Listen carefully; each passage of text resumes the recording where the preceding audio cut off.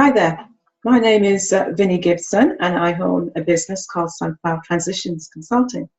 I am a life coach, a behavioral life coach, and I also am a workshop facilitator. I specialize in life and work-related transitions. There are other kinds of transitions as well, including health. I'm also a brain injury survivor, and so part of my journey with transitions is also now to not only manage my own recovery as well as helping and coaching other people now to manage their recovery from a concussion or a mild brain injury so that they can, as best as possible, successfully transition back into either the kind of work that they were doing before or be able to transition into work that is productive and meaningful for them in perhaps what has become their new normal. When life hands you lemons, what do you do? What do I do? You know, I'm not sure about you, but I like my lemonade kind of sweet. With just a hint of bitter, but I'm not too fond of unsweetened lemonade, as it leaves a kind of a bitter, not so pleasant taste in my mouth. But have you ever wondered, after a disappointing or unexpected setback in your world, what am I supposed to do with this? What am I supposed to learn from this? Really, what was all that about? Well, I did share a couple of weeks ago about an experience in the Dominican Republic as we were about to return home, and I may post my recording of that online pretty soon here. I've kind of held off doing that because, actually, to be really honest, every time I go to post that particular recording, I just feel so exposed and vulnerable. It's not a perfect recording. I'm new to the whole YouTube and online live chat things, and to be honest, it's been quite intimidating. And over the last couple of weeks, I have attempted to have an interview with a friend, a connection of mine, Faith Wood, about my brain injury recovery and how do I bring that into my new normal and function as a life coach and a workshop facilitator and run a small business from home. It's been quite a journey. And even in the last month, there have been more than a few setbacks. Even since my return back from the DR with the loss of movement in my foot, I've had a couple of other episodes that were not planned, of course, and that were kind of repercussions, again, of this recovery journey that I actually thought I was pretty much on the good side of being recovered. So trying to put out these videos and do these recordings, I realized that I feel extremely vulnerable. I am someone that I'm a bit of a perfectionist and like to do things well.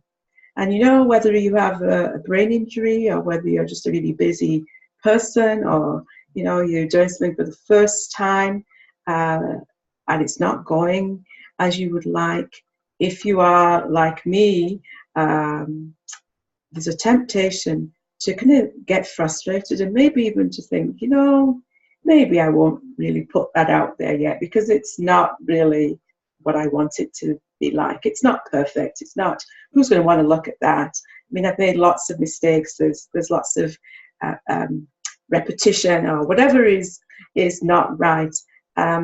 There's lots of reasons sometimes that feeling of vulnerability causes me to step back from putting myself out there, flaws and all.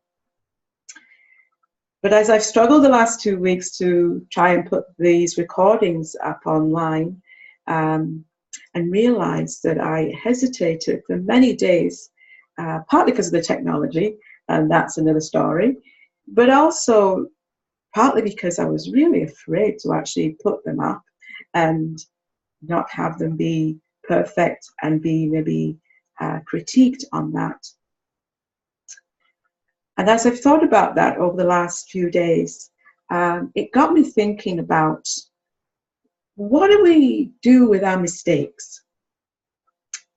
Or, even worse still, what do we do with the mistakes of other people that maybe impact how we look or how we present ourselves?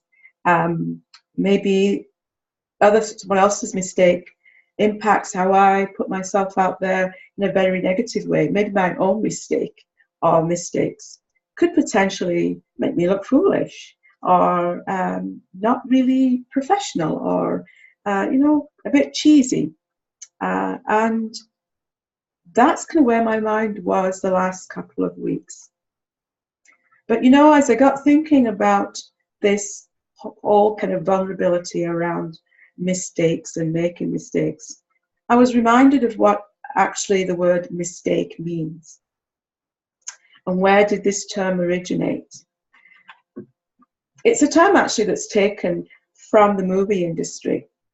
And when I first learned this, it was actually quite freeing for me to be able to look at mistakes in a slightly different way. Because, as I said, I tend to like things to be perfect. But in the movie industry, when a scene is shot, the director often shouts, "Take one." And if the scene is less than perfect, the director may actually shout, "Okay, let's do a do-over." And then they reset the scene and the director will say, "Take two." And that could go on for some time until, in fact, the director thinks that he has or she has just the perfect scene. Is it possible then that my mistakes are in fact an opportunity to have a do-over?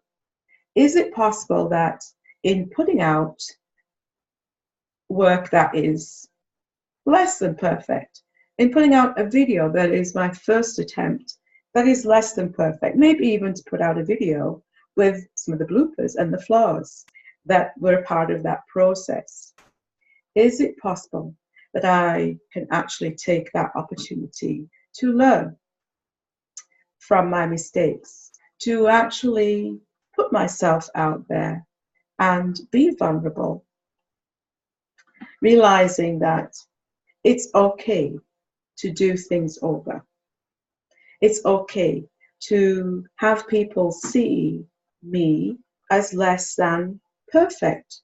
It's okay for others to see me as a brain injury survivor or as a business person, still learning my craft as I am actually doing my craft, or still learning to work with my disabilities, recovering from a brain injury, by having my bad days, by having those fog days. Is it in fact helpful for other people to see that, guess what, she is just like me? She has good days and she has not so good days. She has days when really all of this technology and trying to make my brain focus takes 10 times the effort that it would have taken a few years ago, before all of this injury stuff started to kind of dominate some days, how I am able to be productive in my day. Is it possible then that when life hands me a lemon, or hands me a dozen lemons in a day, because the last 2 weeks I cannot believe how long it's taken me to put 3 little videos online. And there were days when I just thought, enough of this. I think I'm going to quit. I don't know what this is all about, but I just don't want to do this right now. I'm so glad that it's beginning to dawn on me that when I feel vulnerable, that's often coming from a place of fear. And as I began to kind of ask myself, what are you really afraid of? What I realized I was really afraid of was, how will I be perceived? When really what I want to do with the videos is to actually get a message out to those who may be struggling, as I was and still some days still am, with the symptoms that often accompany a concussion or a post-concussion or a brain injury. Days, weeks, months, even years after the initial event. So I decided that with this particular situation, I'm going to make lemonade. I'm going to choose to be vulnerable. I'm going to dare to be vulnerable by putting up on my page some days videos or just little talks, or maybe even just a saying that that's spoken to me that is maybe not polished or well manicured in its presentation, but just in the moment, in the day, speaks to, this is the particular struggle that I manage sometimes in maintaining a brain injury or post-concussion symptoms. But I'm still able, with a determination, to work with what I have to work with right now, to be a fully functioning life coach, someone who is able to still use my craft, flaws and all, disabilities and all, to hopefully speak to my tribe. You will know who you are when you listen to my message for a while. I may not be speaking to everyone, but for those of you who are like myself, maybe trying to balance a busy schedule, maybe trying to run a business and maintain a home, and also find yourself, be aware of, what are my insecurities, where am I vulnerable, who do I want to be, who am I about, what is my purpose. If you're the person like myself that continues to struggle a little bit with the lack of clarity of thought because of an injury, maybe you are in a state of real disability because of a brain injury or a concussion that has you where I was maybe 3 years ago, basically incapacitated. And if I come out here and sound all perfect and have all these polished speeches, could you really hear me or relate to me? So forgive me if some days I am less than perfect, if I just come out and speak and just kind of go on rant maybe about what's going on that particular day. I would like to be daring enough to be vulnerable.